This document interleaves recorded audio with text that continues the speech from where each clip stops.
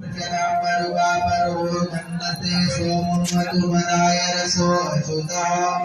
ओम भूर्भुवस्सुवासि उदे साम्पस्ता शिवाय नमः करोदर्शनार्थे चन्दनं समर्पयामि क्षमा प्रार्थना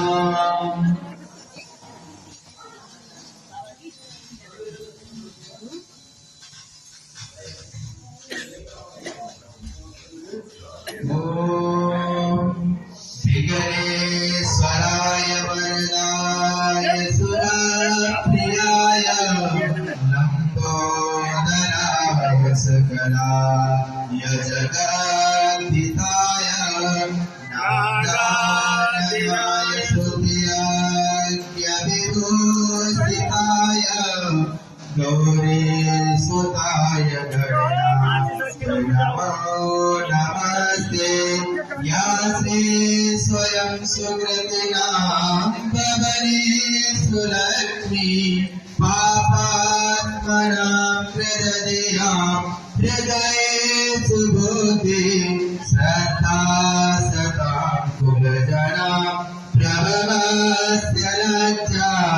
शान्तां नतास्म परिभा लय देवि विश्वम् त्वमेव माता च पिता त्वमेव बन्धो च सखा त्वमेव विद्या द्रविणं त्वमेव सर्वं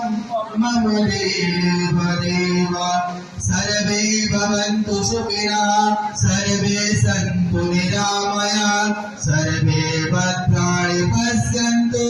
मा कश्चित् दुःखभाग् भवेत् आवाहनं न जानामि तव वचनं पूजां चैव न जानामि क्षम्यतां परमेश्वर मन्त्रे